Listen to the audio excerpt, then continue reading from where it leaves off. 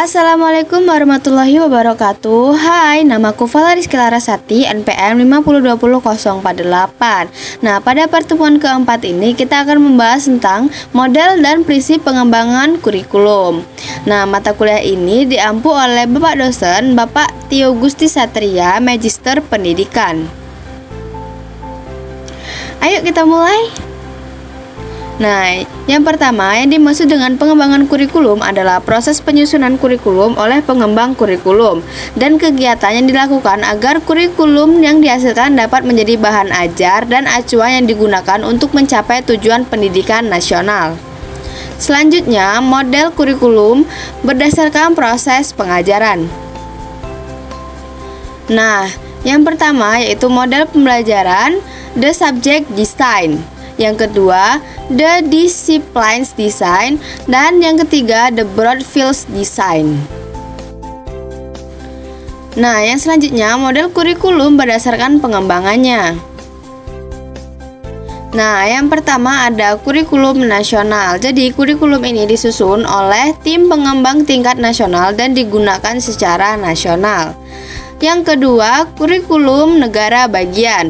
Kurikulum ini disusun oleh masing-masing negara bagian, misalnya bagian Amerika Serikat.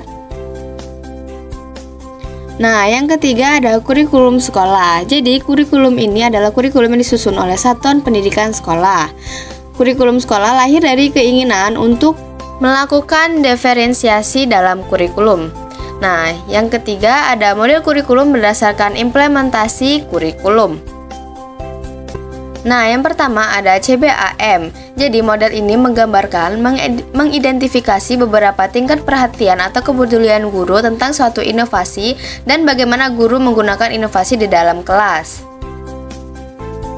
Yang kedua ada Tori model. Nah, model ini menyediakan suatu skala yang membantu guru mengidentifikasi bagaimana lingkungan akan menerima ide-ide baru sebagai harapan untuk mengimplementasikan inovasi dalam praktek dan menyediakan beberapa petunjuk untuk menyediakan perubahan. Nah, yang ketiga, the profile innovate model.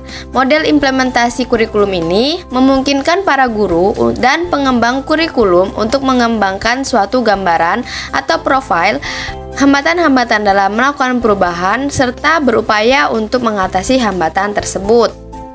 Selanjutnya, macam-macam prinsip dasar pengembangan kurikulum. Yang pertama ada prinsip umum, yaitu sebuah prinsip yang diperhatikan untuk dimiliki oleh kurikulum sebagai totalitas dari gabungan komponen-komponen yang membangunnya. Nah, yang pertama di sini ada relevansi, yang kedua fleksibilitas, yang ketiga kontinuitas, yang keempat praktis atau efisien, dan yang kelima efektivitas. Selanjutnya ada prinsip khusus. Prinsip khusus ini berkenaan dengan pengembangan komponen tujuan pendidikan, isi kurikulum, pemilihan proses belajar mengajar, pemilihan media dan alat pelajaran, dan komponen kurikulum yang lainnya. Nah, yang pertama ada prinsip berkenaan dengan tujuan pendidikan, yang kedua prinsip berkenaan dengan pemilihan isi pendidikan, yang ketiga prinsip berkenaan dengan pemilihan proses belajar mengajar, yang keempat prinsip berkenaan dengan media dan alat pengajaran, dan yang kelima prinsip berkenaan dengan pemilihan kegiatan penilaian.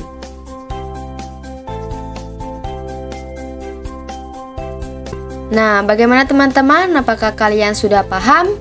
Thank you for watching and see you next week. Bye!